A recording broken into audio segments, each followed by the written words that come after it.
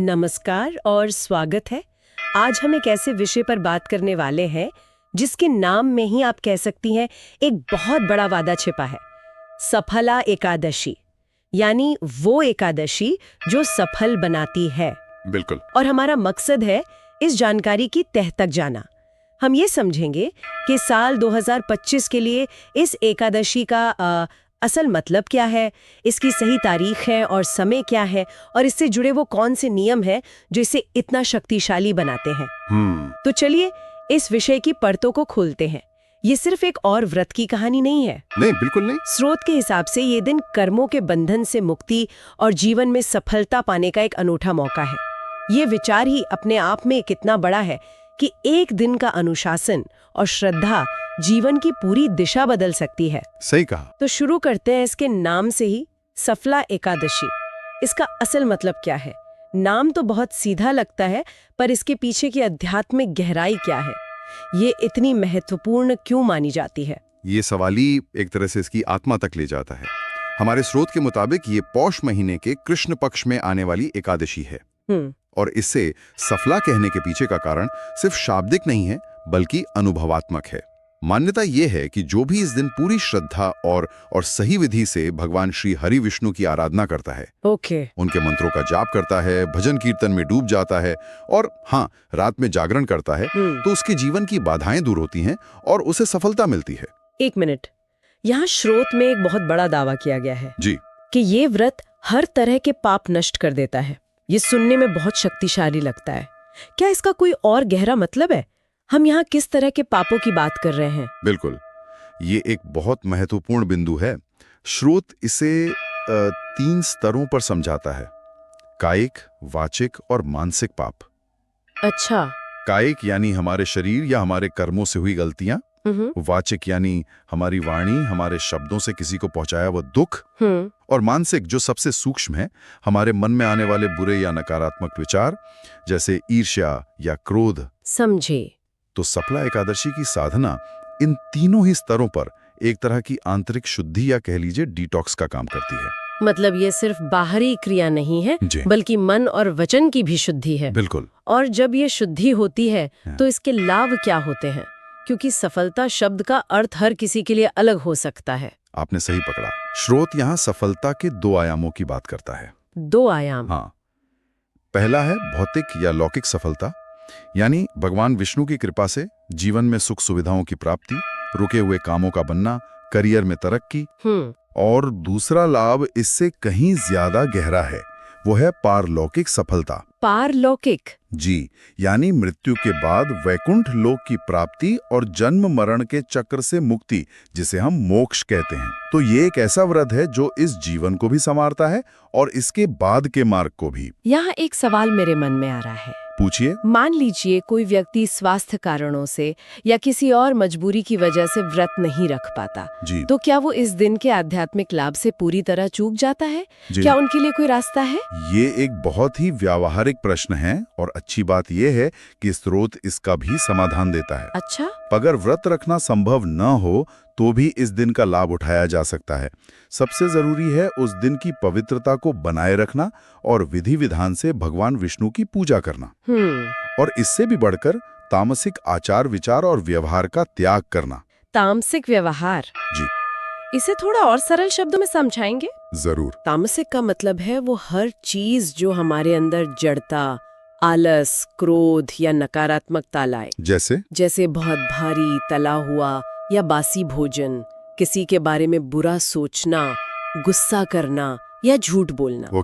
तो अगर कोई व्रत नहीं भी रख रहा है, पर वो इन चीजों से खुद को दूर रखता है और शुद्ध मन से भगवान से प्रार्थना करता है, तो भी उसे इस दिन की सकारात्मक ऊर्जा का लाभ मिलता है। अच्छा। यहाँ भाव और इरादा शारीरिक क्रिया से ज्यादा महत्वपूर्ण हो जाता है। ये तो बहुत अच्छी बात है। ये इस परंपरा को और भी ज्यादा समावेशी बनाता है। बिल्कुल। चलिए अब उस सवाल पर आते हैं जो शायद सभी के मन में होगा। जी। 2025 में ये व्रत रखना कब है? ये तिथियों का चक्कर अक्सर लोगों को बहुत उलझा देता है। हाँ, ये होता है। क्योंकि कभी-कभी एकादशी 2 दिन तक फैली होती है। हाँ, और इसी उलझन को दूर करने के लिए सटीक जानकारी बहुत जरूरी है।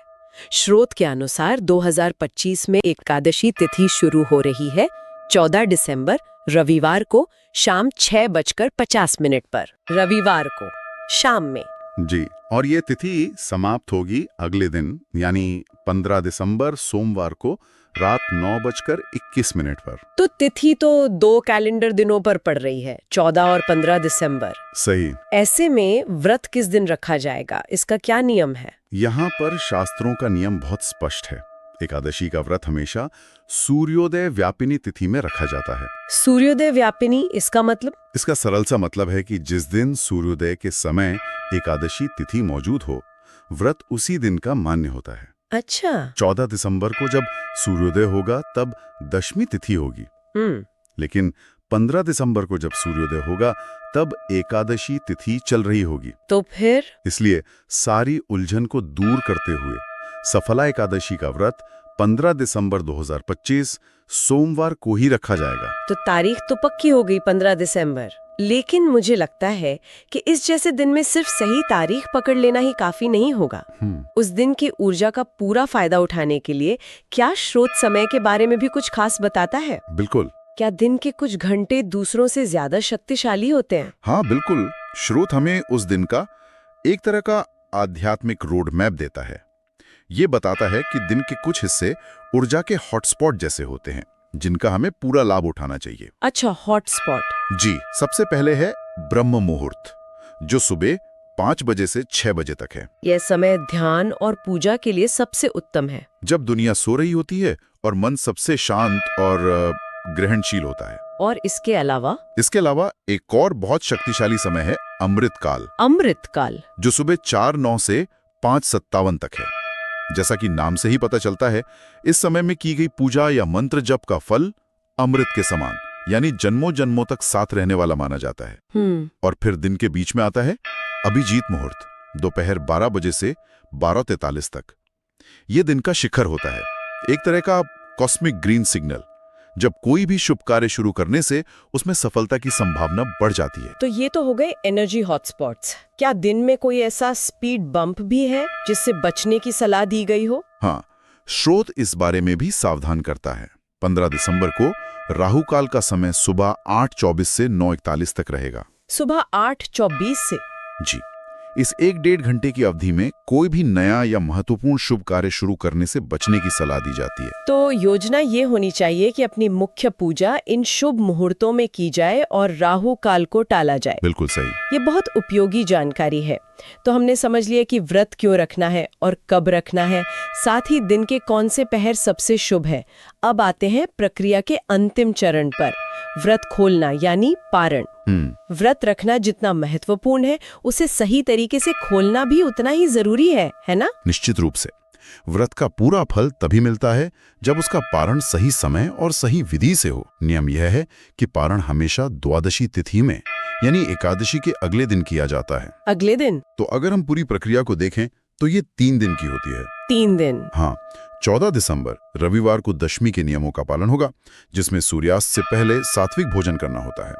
फिर 15 दिसंबर सोमवार को पूरा दिन व्रत रहेगा और अंत में पारण 16 दिसंबर 2025 मंगलवार को होगा। और क्या 16 दिसंबर को पारण किसी भी समय किया जा सकता है या उसके लिए भी कोई खास मुहूर्त है? नहीं, उसके लिए भी एक निर्धारित समय सीमा है। स्रोत बताता है कि 16 दिसंबर को व्रत खोलने का सबसे शुभ समय सुबह 7:12 से लेकर सुबह 9:16 के बीच है। सुबह 7:12 से 9:16 तक? जी, इसी 2 घंटे की अवधि में पारण करना सबसे उत्तम है। हालांकि द्वादशी तिथि उस दिन रात 11:57 तक रहेगी, लेकिन पारण हमेशा सुबह के समय ही कर लेना श्रेष्ठ माना जाता है। इस जानकारी में एक और बहुत सरल लेकिन शक्तिशाली उपाय का जिक्र है, कुछ ऐसा जो कोई भी कर सकता है, चाहे वो व्रत रख रहा हो या नहीं। हाँ, और ये इस दिन की सबसे खूबसूरत बातों में से एक है। एक छोटा सा अनुष्ठान जो व्रत के फल को कई गुना बढ़ा सकता है। बताइए। स्रोत के अनुसार सफला एकादशी के दिन भगवान श्री हरि विष्णु को तुलसी के पत्तों की माला अर्पित करने से व्रत का संपूर्ण फल मिलता है। और अगर कोई खास इच्छा मन में रखकर ये उपाय किया जाए तो वो निश्चित रूप से पूरी होती है। रुकिए, यहीं पर एक पेंच है। जी। एक पहेली जैसी स्थिति बन रही है। एकादशी सोमवार को है और उससे ठीक एक दिन पहले रविवार। जहाँ तक मुझे पता है, शास्त्रों के अनुसार न तो रविवार को और ना ही एकादशी के दिन तुलसी के पत्ते तोड़े जाते हैं। सही। तो फिर ये उपाय संभव कैसे होगा? आपने बिल्कुल सही दुविधा को पकड़ा है, और यही वो जगह है जहां आध्यात्मिक नियमों में योजना और दूरदर्शिता का महत्व समझ आता है। अच्छा। स्रोत इसका समाधान भी बताता है। नियम के अनुसार पूजा के लिए तुलसी के पत्ते हमें शनिवार 14 दिसंबर को ही तोड़कर रख लेने होंगे। ओह, यानी एकादशी से 2 दिन पहले? बिल्कुल। अच्छा, तो ये सिर्फ एक धार्मिक नियम नहीं है, इसमें तो एक गहरा संदेश भी छिपा है। बिल्कुल, ये छोटी सी तैयारी हमें सिखाती है कि जीवन में महत्वपूर्ण लक्ष्यों को प्राप्त करने के लिए पहले से सोचना और योजना बनाना कितना जरूरी है। सही बात है। आप आखिरी मिनट में भागदौड़ करके बेहतरीन परिणाम की उम्मीद नहीं कर सकते। सफलता के लिए तैयारी हमेशा पहले से शुरू होती है।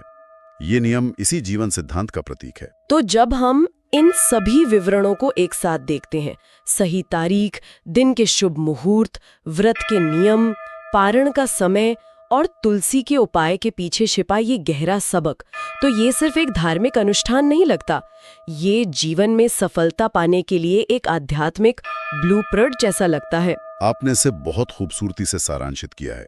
सफला एकादशी आध्यात्मिक शुद्धि और भौतिक सफलता को एक साथ साधने का एक अनूठा अवसर है। यह हमें सिखाती है कि सफलता कोई संयोग नहीं है। यह सही इरादे, सही समय पर किए गए सही कर्म, अनुशासन और दूरदर्शिता का परिणाम होती है। चाहे वो व्रत रखना हो, या सही मुहूर्त में पूजा करना हो, या फिर तुलसी के पत्ते एक दिन पहले तोड़कर रखना हो, हर छोटा कदम उस बड़े लक्ष्य की ओर ले जाता है। और ये विचार कि अगर कोई व्रत नहीं भी रख सकता, तब भी वो उस दिन की ऊर्जा से जुड़ सकता है, ये इसे और भी गहरा बना देता है। निश्चित रूप से। ये बताता है कि ये सिर्फ बाहरी क्रियाओं के बारे में नहीं है, बल्कि आंतरिक इरादे और मन की शुद्धता के बारे में भी है। बिल्कुल, ये संदेश देता है कि भक्ति और साधना का कोई एक कठोर रास्ता नहीं है। महत्वपूर्ण है उस दिन की पवित्रता को समझना और उसे अपने आचार विचार में उतारना। ये एक दिन का अभ्यास है जो आने वाले पूरे साल के लिए एक सकारात्मक लय तय कर सकता है। सारी जानकारी इस बात पर केंद्रित है कि ये व्रत जीवन को सफल कैसे बनाता है। ये मुझे सोचने पर मजबूर करता है, व्यक्तिगत भौतिक सफलता और आध्यात्मिक शुद्धता के बीच आखिर क्या संबंध है? क्या एक के बिना दूसरा अधूरा है, या शायद सच्ची सफलता वही है जिसमें ये दोनों आयाम एक साथ मिल जाते हैं? ये एक ऐसा सवाल है जिस पर शायद हम सभी को थोड़ा विचार करना चाहिए।